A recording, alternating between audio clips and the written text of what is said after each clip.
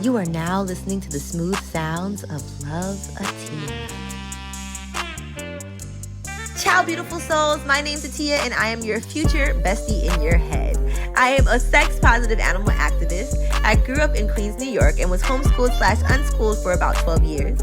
I was a virgin until I was 24 and attempted to have a hoe phase for 2 years, which eventually led me to being accidentally/intentionally celibate.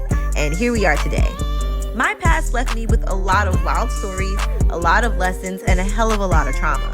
Thank God for my wicked sense of humor, because God only knows I would have perished by now. With that being said, this is your gentle reminder that the Loveatiya experience was created as a safe space for me to reflect and share the lessons that I've learned from past traumas. Shit gets real on this podcast, and topics such as domestic violence, sexual assault, substance abuse, depression, anxiety, and suicide may be referenced. If you are working through feeling triggered by certain topics, this may not be the show for you right now, and that's okay. Healing takes time and isn't linear. I'll be here when you're ready.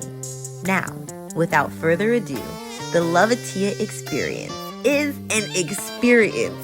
So get ready for laughs, crazy story times, and life-changing pleasure tips here on the Loveatiya Experience podcast. Happy New Year, beautiful souls!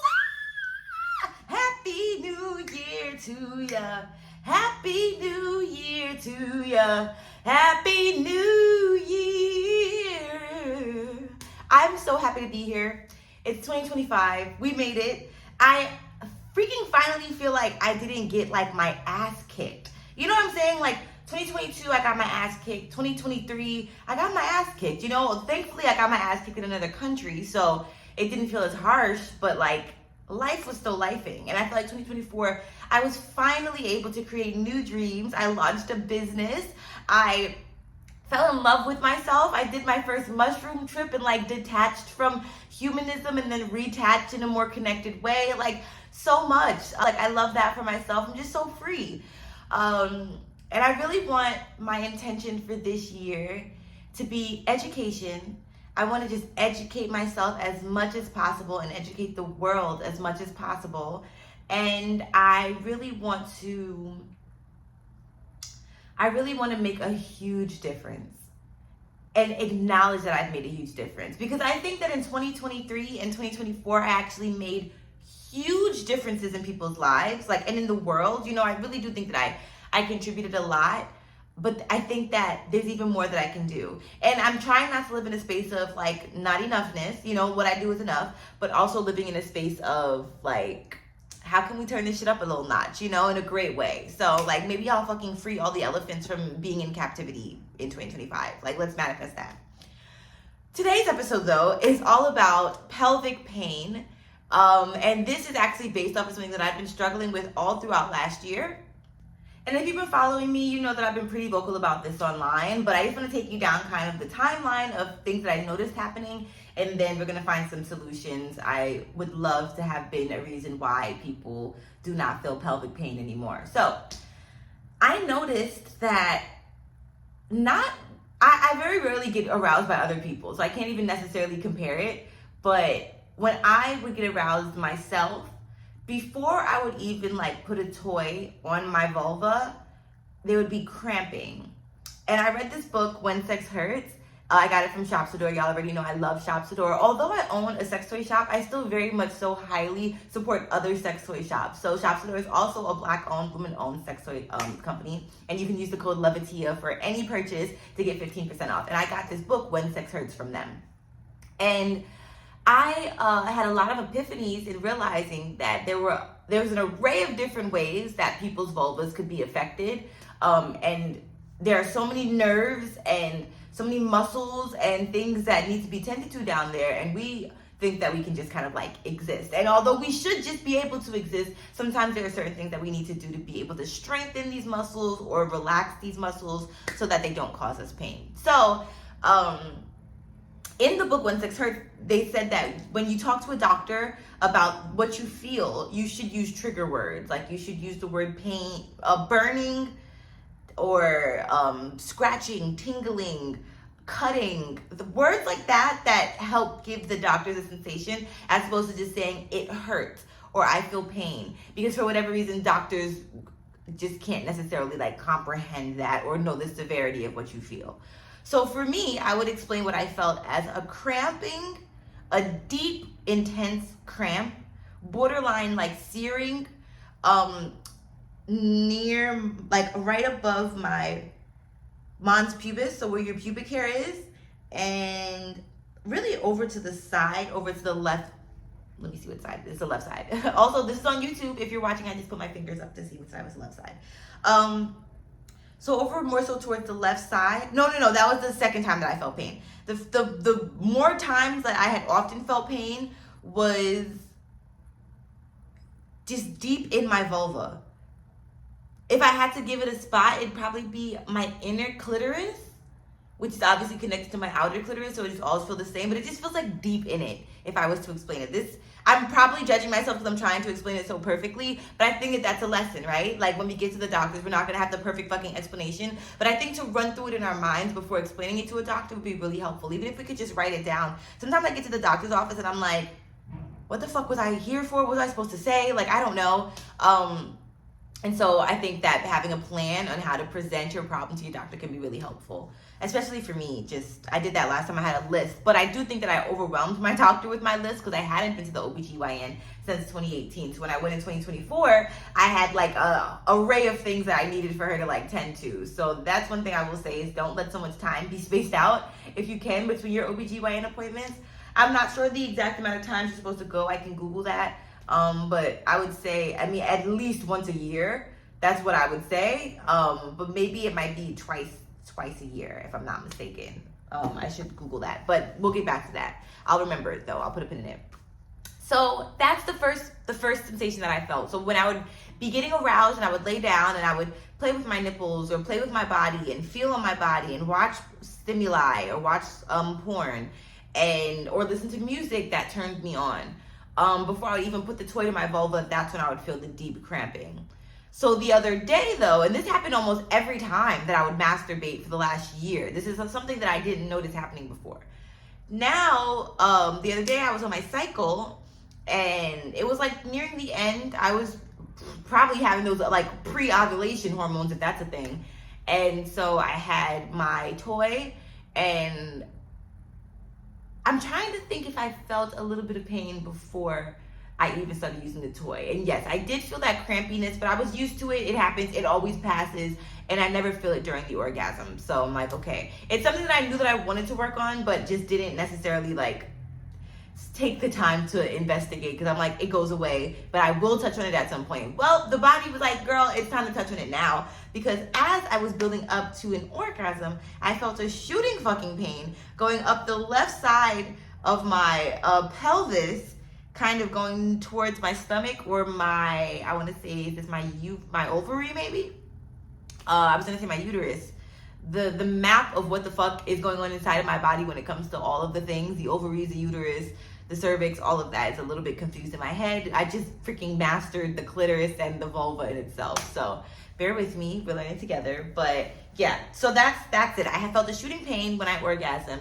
And then the orgasm was so good. I was like, I'm gonna breathe through it. Like this too shall pass, just like this orgasm will fucking pass. And I wish I could really enjoy it more if I wasn't feeling this pain. Said, okay, well, let's experiment again and do a round two. Did a round two, still felt that same pain. So here we are with some research on a lot of different things. Someone also suggested that I might have endometriosis, which could be a thing. I know vulvodynia, if I'm saying it correctly, is also a thing, or a condition, I should say. And also, just a note, when I have sex, the last time I had sex, I realized that there was this thing. It doesn't feel like a prolapse, but I don't know what a prolapse feels like, but it almost just feels like a fucking suction is created. And like something within me that's supposed to go this way is going this way. That's how it feels. And that the person that's penetrating me is hitting that thing that's going this way. It's almost like as if I had like a birth control disc in me, but I don't. So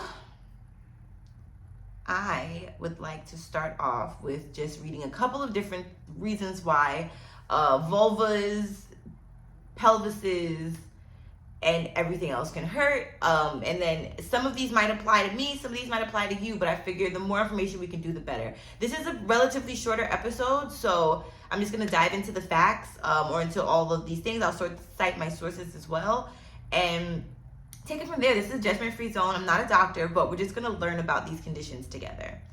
So there's something called Disorgasmia, and this comes from health.com. It says, what is dysorgasmia? Dysorgasmia causes genital or pelvic pain during vaginal, penile, or anal orgasms. Often painful orgasms are due to physical, emotional, or mental factors. When it comes to orgasms, intense pain may cause you to ask, is something wrong with me? Although the reasons are unclear, some people develop painful cramps. Oh, but it says after. Okay, painful cramps in their genitals or lower abdomens during or after orgasms. What about before? Dysorgasmia or painful orgasms can happen to anyone who has vaginal, penile, or anal orgasms. Typically, painful orgasms happen due to physical, emotional, or mental factors. For example, painful vaginal orgasms may be due to tight pelvic floor muscles, which I have considered for myself.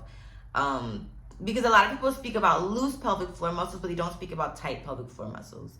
It says benign prostate hypoplasmia or an enlarged prostate may also cause painful penile or anal orgasms. A healthcare provider may ask about your symptoms, perform a physical exam, and order tests to diagnose the cause of painful orgasms. Treatment for dysorgasmia depends on the cause and may include medications, counseling, or pelvic floor therapy. Okay, I might need that next year. Little is known about dysorgasmia, but some evidence suggests that 75% of people with vaginas have felt pain during sex. 75%? In contrast, research has found that as many as 25% of people with penises have had painful orgasms. That's why, oh my God, yo. That's why this has not been that research, because fucking 75% of people with vaginas have struggles with this, but only freaking 25% of people with penises struggle with this. Learn about the possible causes and risk factors of painful orgasms and how you can treat them. Are painful orgasms common? There's not enough evidence to suggest that dysorgasmia is common. In general, painful sex is common, and like they quote those same statistics. And they said that some evidence suggests the prevalence of painful orgasm amongst people with penises ranges from 1 to 25%. Then you have pain with different types of sex. It says that the pain can come from anal stimulation, ejaculation, or penile orgasms, internal or external vaginal orgasms. I was going to say, because I was very confused about the internal, but external, yes, that's what I felt, external vaginal orgasms. It says dysorgasmia causes genital or pelvic pain during or after orgasms. Not much is known about the painful vaginal orgasms, though dysorgasmia may be related to painful sex, which occurs with vaginismus or dyspareunia. See, I feel like all they do is tell you one thing and then it leads down to 25 other things. Vaginismus causes the vaginal muscles to tighten, which makes penetration hurt. Okay, that makes sense. Dyspareunia is a genital pain that occurs before, during, or after sex.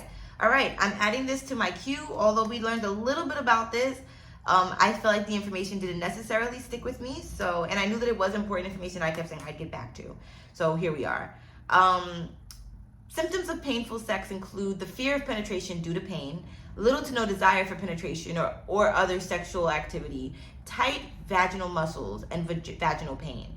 In contrast, researchers have looked at dysorgasmia symptoms in people with penises. For example, a study published in 2020 found that painful orgasms typically occurred at the level of the penis.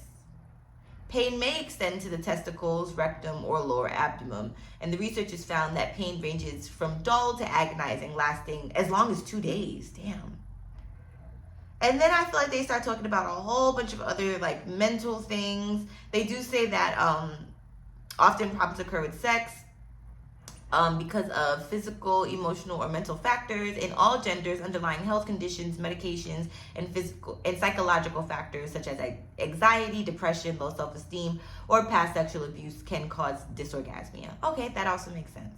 Some risk factors for painful vaginal orgasms. Risk factors include endometriosis. I just said somebody said that I might have that.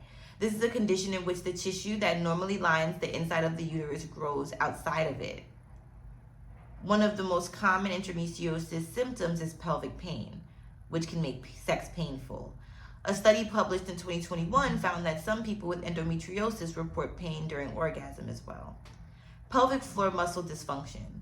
The pelvic floor includes muscles that support the pelvic organs. The pelvic floor contracts during orgasm, so you may feel pain in those if those muscles are too tight. And then pelvic inflammatory disease, PID, is an infection of the uterus, fallopian tubes, or ovaries. One of the most common PID symptoms is pelvic pain, which may cause pain during sex and orgasms. Another possibility is uterine fibroids. These are non-cancerous growths in the uterus. During orgasm, the uterus, cervix, and vaginal muscles contract. Uterine fibroids may impede those contractions, leading to pain. And then on this website, they also have risks for painful penile orgasms. I don't know how many men follow me, but I'll just list a couple of them really quick. But I mean, I don't know how many men listen to this podcast, but benign prostate hyperplasmia, which is enlarged prostate, ejaculatory duct obstruction, EDO, which is a blockage of the duct that supplies sperm to the urethra during ejaculation. Infections of the prostate and urethra can lead to painful ejaculations, medications, pelvic pain. And it says 24% of people with pelvic pain feel pain during ejaculation or reported pain during ejaculation. Scarring and nerve damage, post-radical prostatectomy. It's when you get your prostate removed. And you can, it says that some evidence suggests that 9 to 33% of people have painful ejaculation after radical prostatectomy due to, nerve damage during surgery, scarring and nerve damage. You know what I'm gonna do? I'm gonna make an episode for men, and I'm gonna have we're gonna talk about pelvic pain for men. We're gonna talk about prostate health. We're gonna talk about taboos and stigma. I want to interview some men. I actually did a men's documentary a while ago, and I would love to do a men's documentary this time around, but for sex. Oh my God. Oh, it's lit. You know what's so funny is I've been sitting on a lot of projects. Like, I'm low-key a documentarian, and I have sat on every single project that I've ever created besides Cure the Series, which is currently on my YouTube, and it's a web series about my love life. If you haven't watched it, you're sleeping on it. So yeah, I will include all of this. Or you can check it out yourself from health.com and just look up what to do if your orgasms are actually painful. But I really want my brand, who I am, to be women focused, because women are just so forgotten about. Like, this is such a men's focused universe. So I feel like we deserve a space where we're able to get to heal ourselves and focus on ourselves. So that's probably going to be the only mention that I do about penile stuff in this. But like I said, I will have a whole episode just dedicated to men. I'll see how it goes, and what the viewership is, because I really don't even have a scope on if men listen to my podcast or not. And if so, great, because I hope that y'all are getting educated, but I just wanted to make sure that I made that a point. All right, now we're going to follow the trail that this last article left us on, and we're going to look up vaginismus. So according to the NHS, which I think is the National Health Society, .uk, it says vaginismus is when the vagina suddenly tightens up when you try to insert something into it. It can be painful and upsetting, but it can be treated. Vaginismus is more common in women in their late teens to early 30s. Anyone with a vagina can have it. I'm going to look at what the Cleveland Clinic says, but the one thing that I'm confused about when it comes to vaginismus is, I forgot that thought, so we'll just come back to that. It says vaginismus is the involuntary tensing or contracting of muscles around the vagina. The vagina is part of the female reproductive system. It connects the lower part of the uterus, the cervix. Oh, the cervix is the lower part of the uterus. I didn't know that. To the outside of the body. It connects the lower part of the uterus. Oh, to the outside. They're talking about the vagina. Got it. I was reading it, but I wasn't comprehending it. Okay, these unintentional muscle spasms occur when something, a finger, penis, tampon, or medical instrument, attempts to penetrate the vagina. The spasms may be mildly uncomfortable or very painful. I would definitely call it a spasm. That's a good way to describe it. How common is vaginismus? Experts don't know how many people have vaginismus. Many people may be too embarrassed to talk about the problem with their healthcare providers, which is why it's important to talk and share things. Everybody's like, bring back shame, bring back shame. Oh, Atiya posts so much shit online. Yes, because I want y'all to know that you're not alone. So let me be that person that speaks the fuck up. Who might get vaginismus?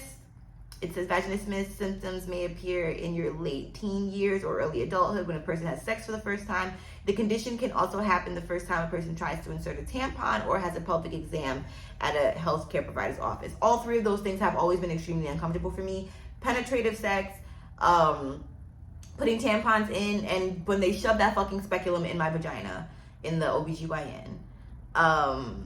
It says it can happen after years without any problems.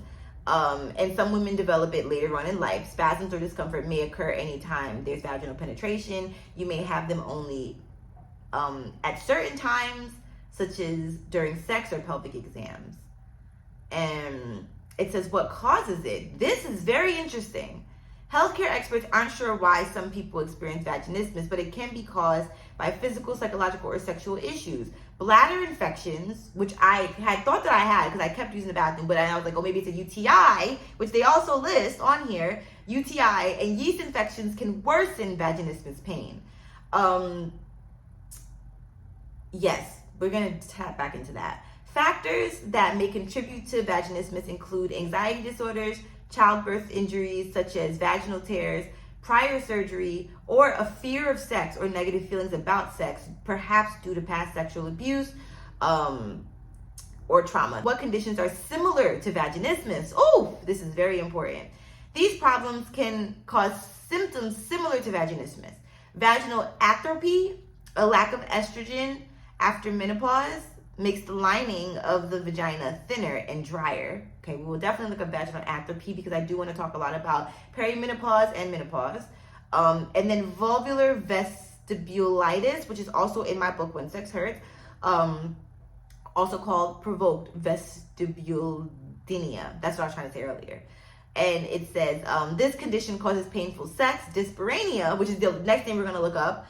And people may have pain from initial penetration throughout the entire experience. Damn. This is what we want to know. How is it treated and managed? Vaginismus treatments focus on reducing the reflex of your muscles that causes them to tense up. Treatments also address anxieties or fears that contribute to vaginismus. Your healthcare provider may recommend one or more of these treatments. Topical therapy. Topical lidocaine or compound creams may help with pain associated with this condition. I do not, 10 out of 10 do not recommend that. That just sounds just pharmaceutical. No. I'm sure that there are natural topical things you can use, but I think that would be like an assisted measure. Excuse me. I don't think that would be the cure. It's almost like boric acid. It's like that was created to kill roaches. So let's just remember that. Like, I don't know if boric acid is a naturally occurring substance that kills roaches, or if they have some additives in it that kills roaches. But I don't want anything that's killing roaches in my body anymore. I've had those years. This is not shame to people who have done that because I understand the desperation that I felt when doing that. And you just want to feel like you're just like curing your bacterial vaginosis, which is what people usually use boric acid for. And if this is like a foreign conversation to you, then go back to listen to some of my older episodes about BV where I dive deeper into vaginal smells, vulva smells, and all that good stuff. Okay, the next option that they tell you that they suggest for vaginismus is pelvic floor physical therapy. A physical therapist will teach you how to relax your pelvic floor muscles. I think that that's the one that I need. That's what my spirit is telling me. Vaginal dilator therapy. Vaginal dilators are tube-shaped devices that come in various sizes. Their primary purpose is to stretch the vagina. People with vaginismus use dilators to become more comfortable with and less sensitive to vaginal penetration. Your provider may recommend first applying a topical numbing cream to the outside of the vagina to make insertion easier. You know what I was just thinking? When I have sex, I'm trying to think of where I feel pain, right? Because I don't think that when I put a tampon in, it feels very uncomfortable, that first insertion. When somebody sticks their finger in me, it feels very good. When somebody sticks a smaller penis in me, it feels very good. When somebody sticks a bigger penis in me, that is when it doesn't feel so good and it goes deeper inside of me. So I feel like the cause is definitely my pelvic floor muscles as opposed to my vaginal entrance. I just wanted to comment on that. It says your provider, I don't know if I said this part already, may recommend applying first a topical numbing cream on the outside of the vagina to make insertion easier. But once again, I just feel like your body feels pain for a reason. So why do we need to put on topical numbing creams? Like, we're not getting a tattoo. I don't know. If you have different opinions about that, let me know under one of my Patreon comments. Cognitive behavioral therapy, CBT, helps you understand how your thoughts affect your emotions and behaviors. It's an effective treatment for anxiety, depression, and post-traumatic stress disorder. Last but not least, sex therapy. Trained sex therapists work with individuals and couples to help them find pleasure again in their sexual relationships. And it says, what are the complications? Vaginismus can affect your sex life and relationships with your partner. It can affect your mental health, leading to increased anxiety. If you are trying to become pregnant, vaginismus can make it more challenging to conceive. Prevention. How can I prevent vaginismus? We don't know what causes some people to develop vaginismus. There also isn't any known way to prevent it, of course. It says, once you call the doctor. If you experience painful intercourse, painful urination, genital irritation, or itching, unusual or foul-smelling vaginal discharge, vaginal redness, soreness, or swelling, that's when you should call the doctor. They also say, what questions should you ask my doctor? I love this. It says you may want to ask your healthcare provider, why am I experiencing pain with penetration? What is the best treatment for me? How can I make sex more pleasurable? Is vaginismus likely to get better or worse with time? And will mental health support like counseling help me? I think that is a great article, and that is from the Cleveland Clinic. I think we're gonna I don't want to do information overload, and I do not want to overwhelm our brain, so I'm gonna end on dyspareunia, but I have so many other articles here that we can talk about, and I can also put some extra stuff on Patreon as well. I think that's what I'm gonna do.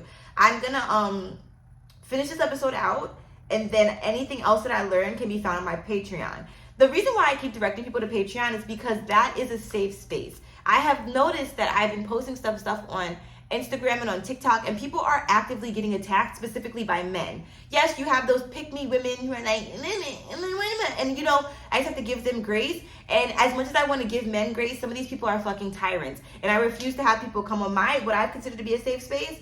So I feel like Patreon is a space where I can kind of control that and moderate that. So that is why I post a lot of my stuff on my Patreon. It's not because I want to hide it behind a paywall. I also have a lot of free content on there. So much free content on there. Last year, I believe I did my love notes for my free for my free subscribers. So yeah, I just want to thank those of you who are already patrons. Like, shout outs to my mom, who is the greatest patron. I'm so grateful for you. I just want to make sure that I give you a major shout out, even though I know you don't do things for recognition, but still, I'm just so grateful every time I see you participate on there. So yeah, that's why I keep talking about Patreon. So with that being said, let's talk about dyspareunia. Dyspareunia, it says many people have painful intercourse at some time in their life. The medical term for painful intercourse is dyspareunia. Dyspareunia, excuse me. Why is it spelled like that then? Anyways, it is a lasting or recurrent genital pain that occurs before, during, or after sex. We're gonna go back to the Cleveland Clinic for this one because that was like a really good fucking article about vaginismus. Pain during sex or dyspareunia is persistent or reoccurring pain just before, during, or after sex. Dyspareunia is more common in people assigned female at birth.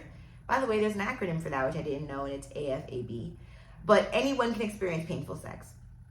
People assigned female at birth can have pain externally in the vulva, to the labia, the lips of the vagina, or at the beginning of the vagina. Some feel pain internally in places like your pelvic floor muscles, skin of the vaginal entrance, uterus, ligaments supporting the uterus, or the lower abdomen. I be feeling it in my lower abdomen. People assigned male at birth can feel pain from the head to the penis, on the shaft, in the testicles, or in the pelvis. It's a common condition that can have negative emotional or psychological effects. In addition to the physical pain, couples may experience loss of intimacy or strain in their relationships. And it says your healthcare provider can help you with this. Are there different types of dyspareunia? The location of the pain can help determine what type of dyspareunia you're experiencing. Entry pain, and they have two words I'm not even going to try. I'll try to say it. intraoceal or superficial. Oh, that's the word, superficial, dyspareunia. The pain is felt at the entrance of your vagina during initial penetration. Causes could include changes in hormones, vulvar or vaginal dryness, chronic irritation, infection, or injury. Now, for this one, I would say that I don't necessarily feel like I fully experienced this. I need somebody to consensually penetrate me one more time so that I can let you know. But no, I do feel this, because when I penetrate myself, I definitely feel this. So yes, okay. Positional pain. This type of pain is usually related to your pelvic floor muscles, vaginal dryness, or infection. I think that I'm the pelvic floor one. Possible bladder infection. Deep pain, collision dyspareunia. In this pain, it occurs in deep penetration. That's the one that I said I had too. It may feel worse in certain sexual positions, back shots. And this type can happen due to conditions affecting your bladder or bowel, pelvic floor dysfunction, endometriosis, or pelvic congestion syndrome. It's like, why are there so many options? And then pain during intercourse can also be described as primary, secondary, complete, or situational. I don't know what that means. Primary pain, oh, they're going to explain it. Primary pain you've had since becoming sexually active. Secondary pain develops after experiencing pain-free sex. Complete pain means you feel pain every time you have sex. Situational pain is when the pain only happens at certain times. Ooh, great point. I think that mine is primary pain. Yep. How common is dyspareunia? Pain during sex is more common for people assigned female during birth, affecting 3 in 4 people with vaginas at some point in their life. About 28% of all people in the United States will experience painful sex at least once. This number may be a low estimate, as many people don't seek help for painful sex because it's a sensitive topic. What age is most likely to occur? Anyone of any age can experience painful sex, but it's more likely to affect people who are assigned female at birth, who are past menopause, over the age of 51. This is mainly due to a decrease in estrogen, a hormone that helps with lubrication and other aspects of your vaginal health. Don't assume painful sex is just a part of getting older, though, because that's not always the case. All right, and then for dyspareunia's symptoms and causes, we have sharp pain during penetration or at the entry, even when using a tampon, at your vaginal entry. Deep pain during thrusting, yep. Throbbing or aching after intercourse, yes. Pelvic cramping, yes. Muscle tightness of spasms, yes. Bladder pain, deep. What does it feel like? The most common symptom is pain in intercourse. We know that already. And it could be a distinct pain in one area or may affect your entire genital region. There can be feelings of discomfort, burning, or piercing pain. Dyspareunia doesn't normally cause bleeding, and any bleeding that occurs during sexual intercourse is likely due to an underlying medical condition that isn't always related to the pain. You can seek an appointment with your medical professional. And it says, what causes dyspareunia? It's like, you know what it is? Dyspareunia is just a word for like all of these shits combined. You know what I'm saying? It's like dyspareunia is just a word for pain, in my opinion. Like vaginismus is the word for vaginal pain, but it's so confusing because it's like, no, because they also talk about your pelvic floor, and that's not your vagina. I don't know. God, please help me. I'm just going to stop fighting it and I'm just going to fucking go with it, but I just need us to acknowledge that this is some shit. Medical conditions that can cause dyspareunia include endometriosis, skin disorders affecting your genitals, such as dermatitis, pelvic floor dysfunction, bowel problems, bladder problems, hormonal changes, nervous system concerns, breastfeeding, or pelvic floor dysfunction, vulvodynia, which is the other one that I was talking about, genitourinary syndrome of menopause, GSM.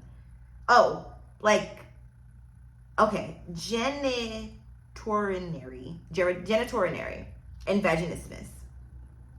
They also say trauma or injury, intercourse too soon after surgery or childbirth can cause this.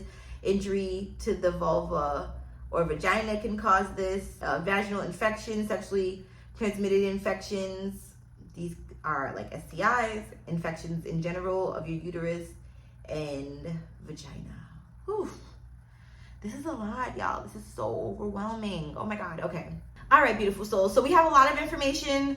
I'm a little overwhelmed. I'm sure you might be too. I have so much more to say, so many more articles up here. So we're going to take the rest of this over to Patreon and learn a little bit more. And I will be putting it on my free Patreon so that you can all enjoy and experience this, but you do have to be a member to enjoy that. So be sure to sign up on Patreon. And you can also become a paid patron for some extra exclusive content and behind the scenes looks at my crazy time here in Mexico, which has been absolutely amazing. But yeah, I post stuff on there that I'm not necessarily comfortable posting on social media. So if you would like to sign up for a membership on Patreon, you can enjoy all that good stuff, plus exclusive blogs, exclusive content, and special sales for sex toys and for hair and skincare, vegan and cruelty-free hair and skincare from my company. This was absolutely amazing. I had so much fun. I learned so much. And stay tuned for our next episode. We will be learning about some more deep shit, okay? But I know that this is not necessarily like an answer to our problems. I think the main answer is to see a healthcare professional if you are able to.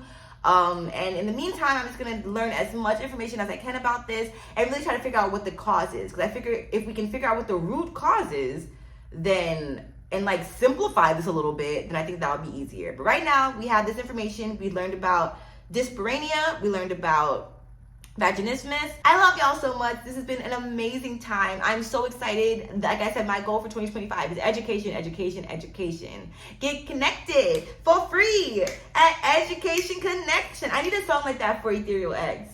Did you all know I have an app coming out? If you did not know that, head to theloveatiya.com/etherealx and check out my pleasure shop where you can learn about all of the different endeavors I have going on, but you can also learn about when this app is going to be launched, where we will have so much more sex education. I have so many different things to share with you. I'm so excited about, but I'm keeping it a little bit to myself right now. So stay tuned, stay tuned, stay tuned. I love you so much. And thank you for being a supporter. Happy season 3, happy new year, and I wish you nothing but blessings and so much love. Give yourself a hug for me.